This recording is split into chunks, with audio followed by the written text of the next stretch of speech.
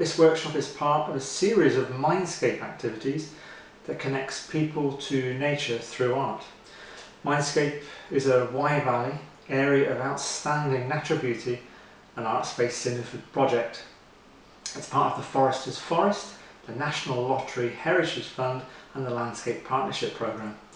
Each of the YouTube clips is accompanied by a step-by-step activity guide that you can download from the Artspace Cinderford website. Hello and welcome to the Mindscapes Activities Workshops. For this session we're going to be looking at texture rubbing, something you've probably done way back at school where you took something like a candle or a crayon and rubbed it over the surface of something, a tree bark or some coins possibly.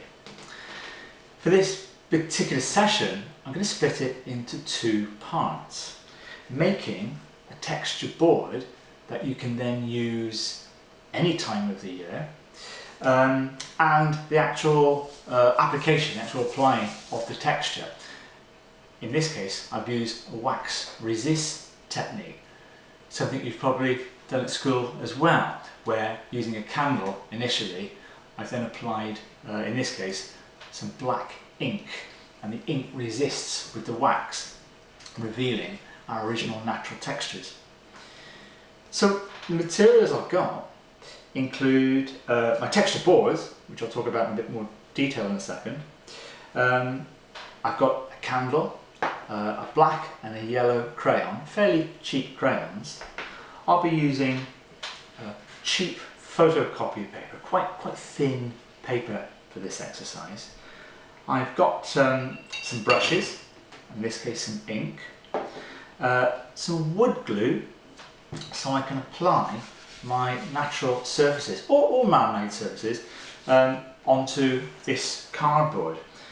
For that particular example I'm going to use some rice, arboreal rice. I've got a few grass seed heads that I've got out the garden.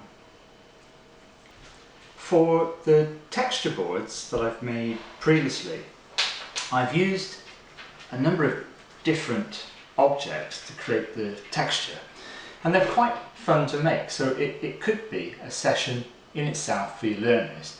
Here's one with some pine needles from Scots pine, and using the wood glue they've just been simply glued to the surface and left to dry for 24 hours. But you do get a nice waterproof, durable board that you can use over and over. The wooden bark, which is quite nice, quite effective. The rice. Things like spaghetti produce quite a nice patterned texture. The Leylandii. But also a few random bits and pieces, some old mosaic tiles, some sort of toy jewel set. Now you'll need to get a fairly stiff card to do this. I'm using something called grey board, the sort of material you'd have at the back of a sketchbook. You can make them as small or as large as you like. I'll go for something like this size. I'm going to use wood glue. It's a little bit stronger than PVA, and the first thing I'll do is just coat the surface of the board with a bit of glue. So get a brush. I think I'll put the rice on this.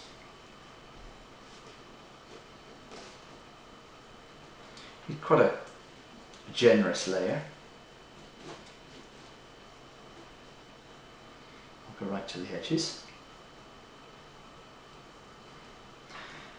Now you could try a variety of objects on top of your texture boards.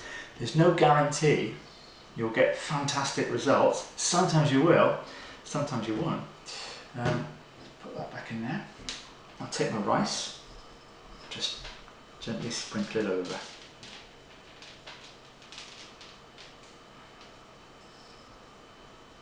Won't overdo this.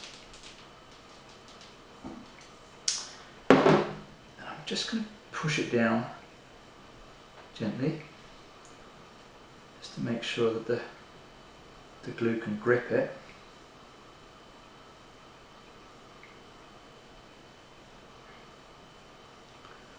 Seems pretty good. Now, as I say, I'll leave this for 24 hours and the glue should completely harden. What would be really beneficial is if you were to then paint some more of the wood glue over the surface, so just to seal the rice onto the board. Let's put a quick layer down now for the grasses.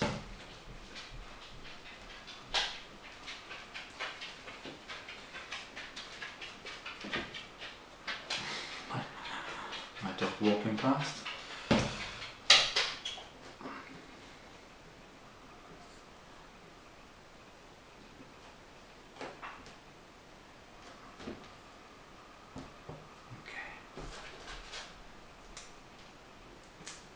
Sprinkle some of those sea heads, which I have no idea if they'll work or not, but I guess that's part of the fun, finding out.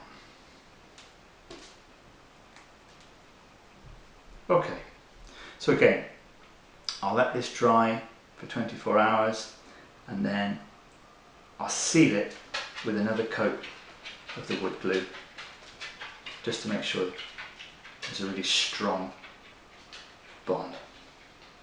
So once you've made a few texture boards and they've dried, the next bit's really quite quick.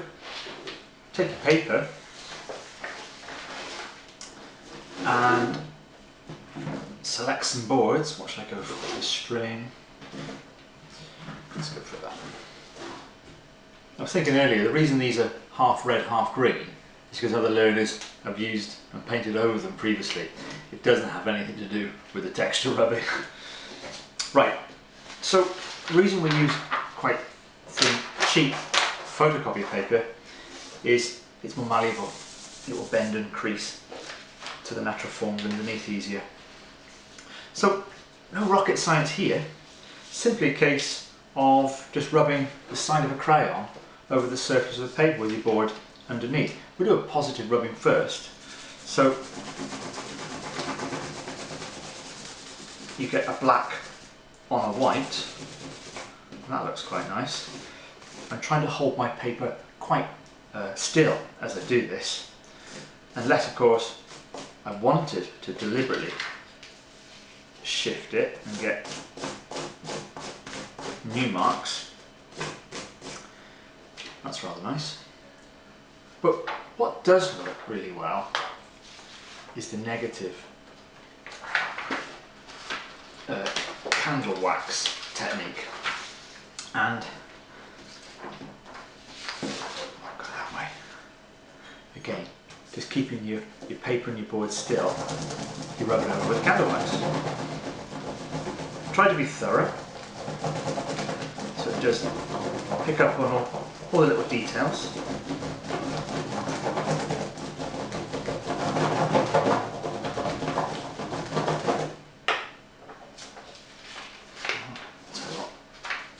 Do 3 in 1.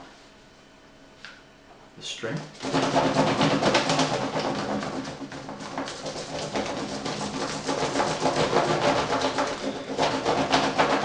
It's interesting when you do these, people start to see other subject matters in the textures, in the patterns. Perhaps you might find that with some of your learners. You could cut these up, collage them up. Let's go for these mosaic tiles.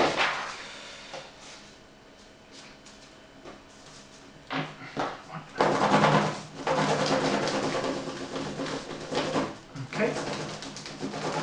Now, I'm going to use some black ink for this demonstration because you get a very nice contrast. You could use watered down paint, However, if you did have some ink, you would get a stronger contrast. Okay, so I'm just using black and white. You could use a variety of different colours, obviously, but gently brush your ink over the page, and the wax, as I say, resists that water-based ink. It gives you these beautiful textures. Look at that.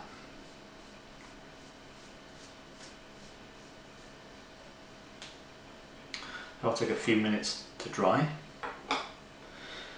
And they're quite different from each other. But I'm sure you'll have fun finding things that work using a variety of different natural or man-made materials. Play around with the positive or negative approach and see what weird and wonderful things you can come up with.